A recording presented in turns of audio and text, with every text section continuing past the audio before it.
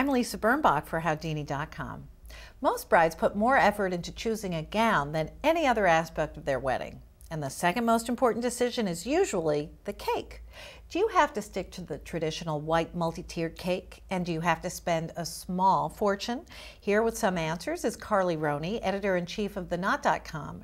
Her new book is The Knot Book of Wedding Lists. Carley, the cake. I only imagine a white-tiered cake. The cake is becoming a real source of fun and entertainment and visual excitement on the wedding day. There's a lot of creativity, kind of with brides and across the industry on the front of the cake. What about the taste? Do people care really about how good the cake is? Because they don't really eat it, do they? Well, these days the cake is actually much more of the dessert. People are putting so much money into them. They're thinking like, maybe have a little side item for it, but let's make sure it tastes good as well. And the best cake bakers around the country, that's their big claim to fame, that it doesn't just look great, it tastes great too. I have seen in magazines that wedding cakes can cost thousands and thousands of dollars. What is the most amazing cake you've seen?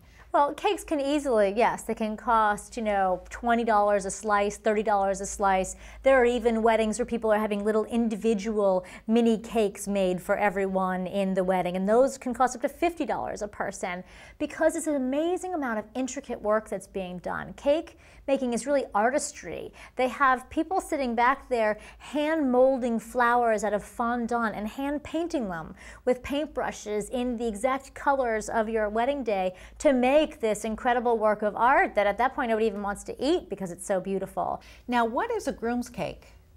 A groom's cake is this fun Southern tradition where the traditional cake was considered the bride's cake, and then a groom's cake was a sort of a thematic kind of fun cake that was on the side where people got slices of to take home with them as their sort of party favor for the night. Now, besides knowing that the work looks good, what if it turns out that you have found the baker who's the diva of all time? I mean, should you get references from other married couples on these bakers? There are two things you always have to look at with your wedding vendors, no matter who you're really looking at. One, you need to make sure that you get along with them and that their service is good. So with a cake maker, honestly, it's your tasting. Does this cake taste good? Should be an important factor to you, not just do they have pretty pictures in their book. And you should be able to meet with them and find that out. But this person isn't going to be with you on your wedding day, so you don't actually need to like them per se. Right. You just need to make sure that they have a good product, and then you want to look for their sort of reliability factor. So check online, to see what other people have had to say about them. Ask other brides and grooms, because you don't want the person who actually, my wedding, they arrived, halfway through the reception, we were worried the cake wasn't going to be there.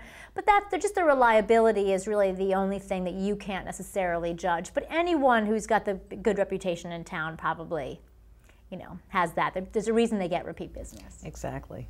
Well, thank you, Carley. For Howdini.com, I'm Lisa Birnbach.